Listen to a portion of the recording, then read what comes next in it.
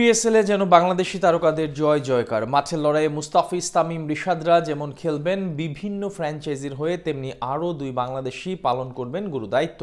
প্রথমবারের মতো পাকিস্তানের জনপ্রিয় এই লিগে কাজ করতে চলেছেন বাংলার ক্রিকেটের দুই নক্ষত্র পিএসএল এর মঞ্চে। তবে কোন গুরুদায়িত্ব পাচ্ছেন দুই বাংলাদেশি, সেটা নিয়ে বিস্তারিত আলোচনা থাকছে এই প্রতিবেদনে।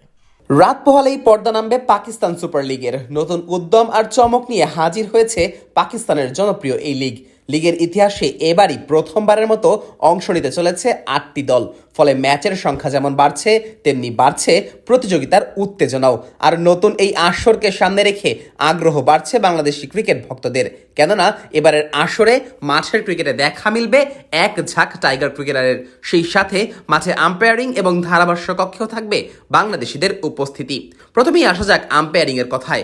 বাংলাদেশের অভিজ্ঞ আন্তর্জাতিক আম্পায়ার শরফুদ্দৌলা ইবনে শহীদ সৈকত এবার প্রথমবারের মতো পিএসএল এ আম্পায়ারিং করতে যাচ্ছেন।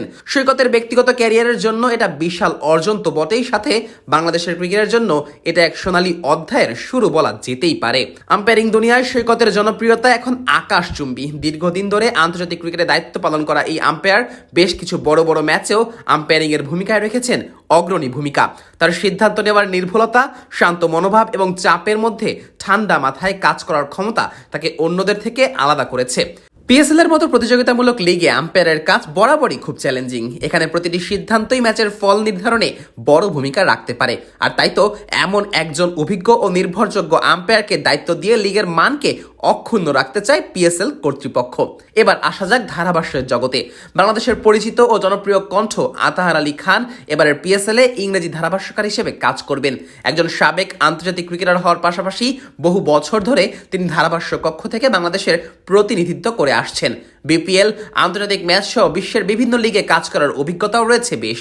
তার কথার ধরন পর্দার সামনে দর্শকদের খেলা দেখতে বাড়তি আগ্রহের সৃষ্টি করে।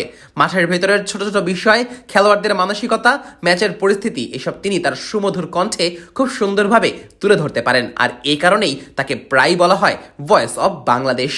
এবারের পিএসএল এ তিনি কাজ করবেন বিশ্ব ক্রিকেটের অনেক বড় বড় নামের সঙ্গে, যেমন ওয়াসিম আকরাম, রামিজ রাজাদের মতো কিংবদন্তিদের পাশে বসে ধারাভাষ্য দেবেন আতাহার আলী খান।